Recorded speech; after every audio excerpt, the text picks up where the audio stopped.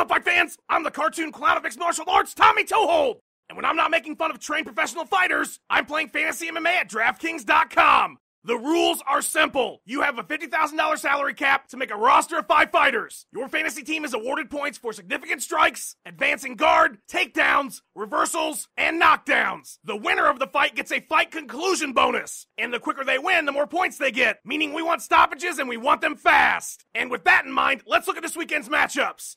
First up, Julian and Rosa taking on Uehara, 2 fighters on their sophomore effort in the UFC, both with split decision finishes. Rosa is the pick here with 8 sub wins. Be careful though, still relatively inexperienced at the highest level. Next up, Jason Saga versus Justin Salas. Salas has been hit and miss in the UFC against some tough opponents, while Saga got a round 1 stop in 3 of his last 5 wins. A tough loss to Felder in his last fight, but Saga should rebound here, a solid pick.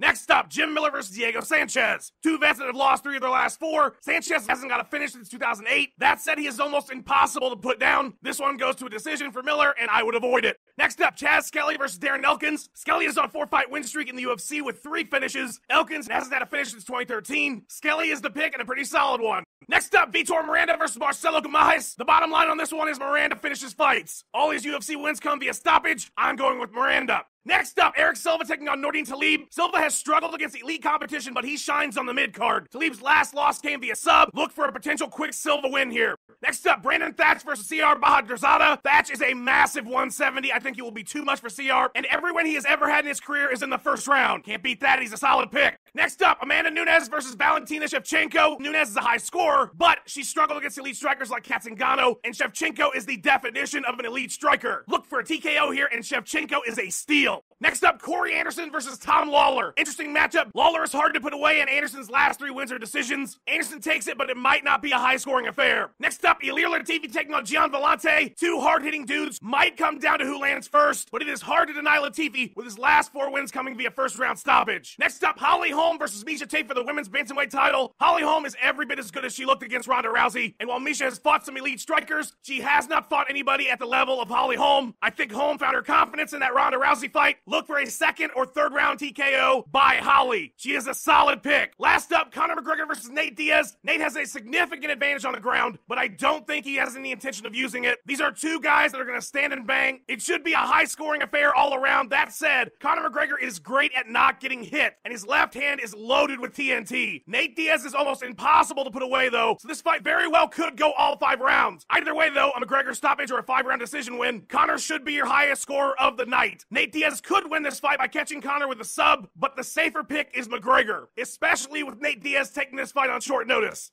That's UFC 196. See you on the leaderboards, fight fans!